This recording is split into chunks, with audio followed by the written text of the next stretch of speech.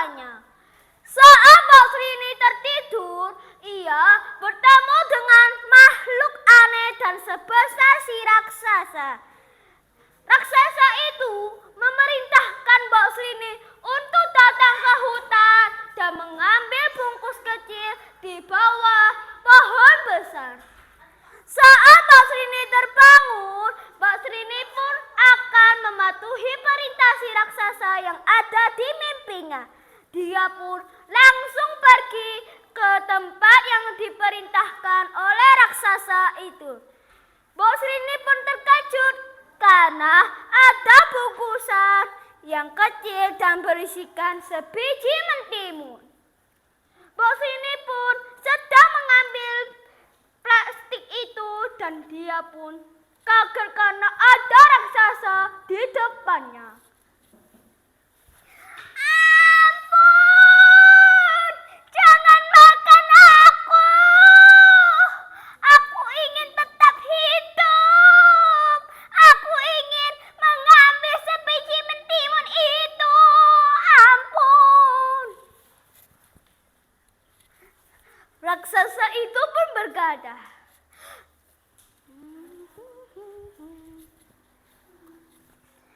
aku tidak akan memakanmu, wahai nenek tua. Aku di sini untuk memberikanmu sebiji mentimun. Ini biji mentimun, bawalah biji ini di ladangmu. Mbak Srini pun setuju. Ia pun mengambil biji mentimun itu dan membawanya pulang ke rumah. Sesampai di rumah, Mbak Srini menanam biji mentimun itu di ladangnya.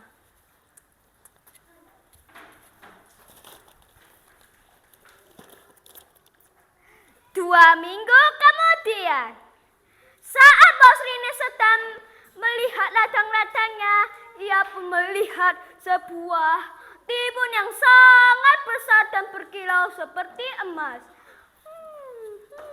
Wah, buah apa ini? Besar sekali. Baiklah, akan kubelahnya dengan hati-hati. Ternyata isi buah tersebut adalah seorang bayi cantik.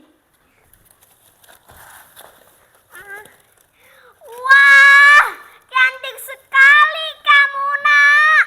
Baiklah, akan kuberi kamu nama timun emas. Karena kamu berasal dari timun yang berwarna emas. Mbak Srini sangat menyayangi anaknya sampai dirawat dengan kasih sayang. Nang ning ning nang nang nang ning ning nang nang nang ning ning nang nang. Saat 6 tahun kemudian, raksasa pun menagih janji si Mbak Srini.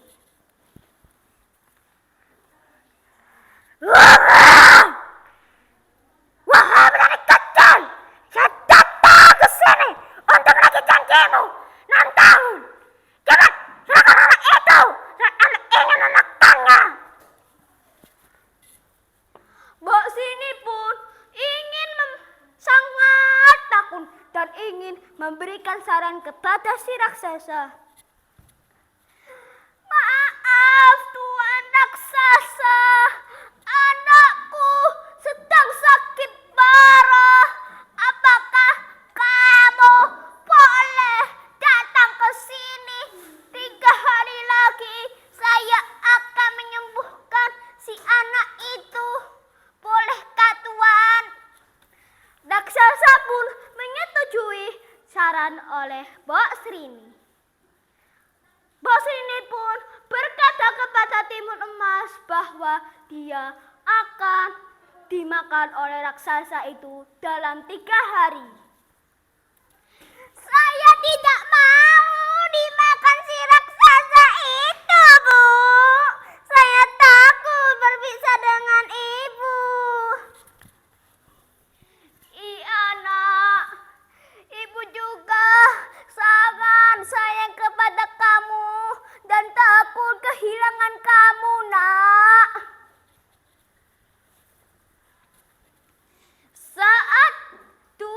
Saat 3 hari kemudian raksasa pun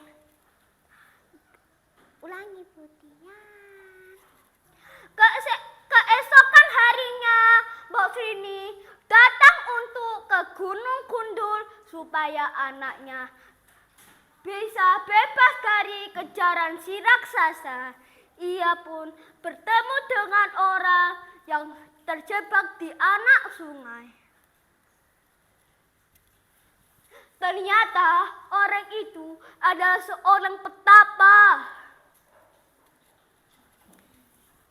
Terima kasih, engkau telah menolongku. Ternyata kamu adalah seorang yang murah hati.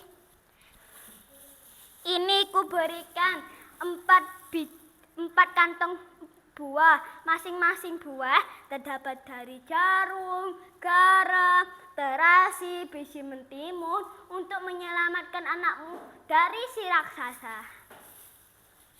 Namun saat Mbok Srini ingin mengucapkan terima kasih, petapa tersebut menghilang begitu saja. Saat Mbok Srini sudah sampai di rumah, Mbok Srini memberikan 4 kantong kepada si timun emas. Saat keesokan harinya, raksasa pun datang untuk menagih janji si Mbok Srini.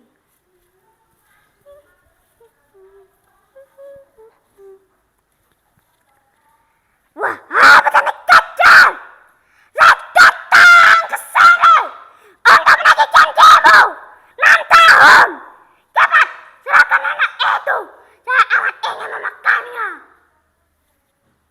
Mbok Srini pun berkata kepada timun emas, "Timun emas, cepat lari dari pintu belakang rumah kita, cepat!" Timun emas pun berkata, "Baik, Bunda." Timun emas pun dikejar oleh si raksasa itu. Dan timun emas teringat akan pesan dari ibunya, maka diterbarkannya biji mentimun.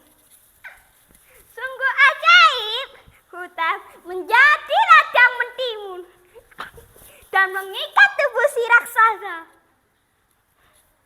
Raksasa pun memakannya mentimun itu. Raksasa pun masih mengejar si timun emas. Wah! Wah! Timun emas pun menaburkan sebuah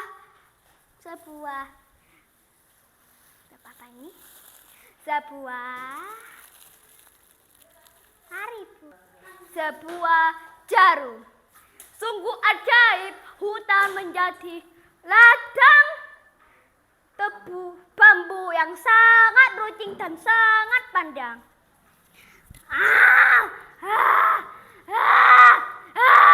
Raksasa pun sangat sakit, kakinya sangat sakit dan berdarah-darah dan masih mengejar si timun emas.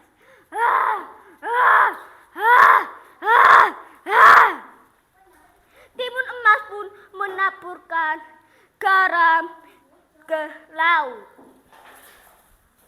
Sungguh ajaib, hutan menjadi lautan yang sangat luas dan raksasa pun tenggelam. Dan raksasa pun bebas dari lautan tersebut dan masih mengejar si timun emas. Timun emas pun menaburkan 1 kantong buah yang terakhir dan ia pun sangat takut bahwa hanya tersisa 1 kantong buah. Ia pun langsung yakin dan melemparkannya ke si muka raksasa. Sungguh ajaib, danau menjadi lautan yang lautan lumpur yang sangat mendidih. Akhirnya raksasa pun mati. Tamat.